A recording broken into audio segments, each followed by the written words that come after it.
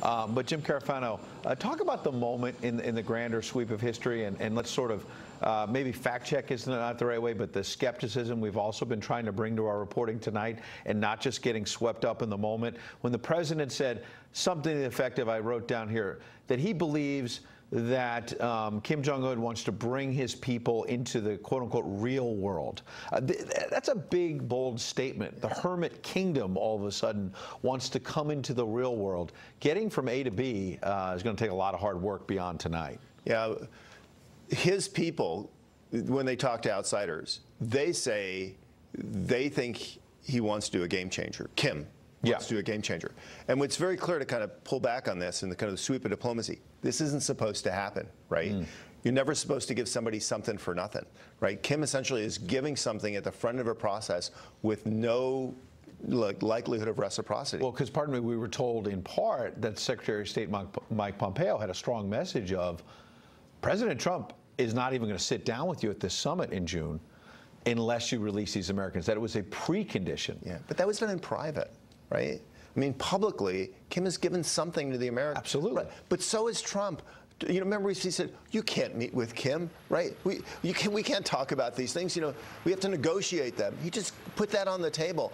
Both those leaders are doing that. That's really interesting. Pardon me, you can hear the blades of Marine One. As it starts to take off, the president and first lady heading back to the White House. We'll check back in a couple of moments when he lands, 10, 12 minutes or so from now. Perhaps we'll go back to Kristen Fisher. She's been on the ground doing excellent reporting as well to see what's happening there. Usually not on the job past 3 a.m. Eastern time. But Jim, I also want to ask you about, we were talking with Waleed Ferris earlier, and I don't want the moment to pass. Of course, these three Americans, first and foremost, they've got to reunite with their families. Right. They need to have the proper medical care from the U.S. government to make sure that physically and mentally they're okay. But there's also going to be some intelligence gathering, I suspect, from the government of them. But also, Mike Pompeo now has had 2 meetings with the dictator, including a 90-minute meeting in the last 24 hours. The kind of body language and the close-up read on Kim Jong-un that we've never had before. Yeah, I'm not sure what that really my philosophy is always, you never deal with the North Koreans thinking you know what the North Koreans are going to do. Because all the stuff you describe, think about that in contrast to the kind of intelligence we collect against the Chinese and the Russians. I mean, it's like little tiny footnotes, right? I don't think we have great intel that knows what's going to happen when those guys get in the room. I agree with you, but for the first time, we're getting inside the hermit kingdom. And I get it's maybe for show, and we're not, he's not going to tell us, Kim Jong-un, everything he's thinking. But there's been great distance between these two countries, and I don't want to overstate it, but we're getting a peek inside. Yeah, look, I think we're for a Reykjavik moment. I mean, and I was the guy that said, hey, these things are going to be a nothing burger, they'll get together, they'll shake hands, whatever.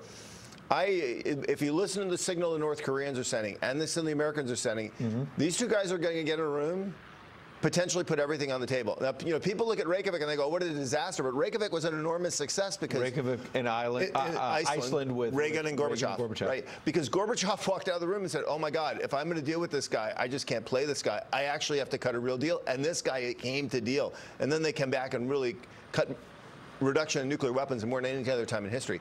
These two guys are going to go in a room, and I do believe that they're both going in the room looking to cut a historic deal, but they'll both walk away if they don't get one. And that's okay. Jim Carafano giving us real good insight tonight into really the early morning hours now, as has Leland Vittert with his reporting, and I suspect that the folks at Andrews, Joint Base Andrews, may be turning the lights out pretty soon.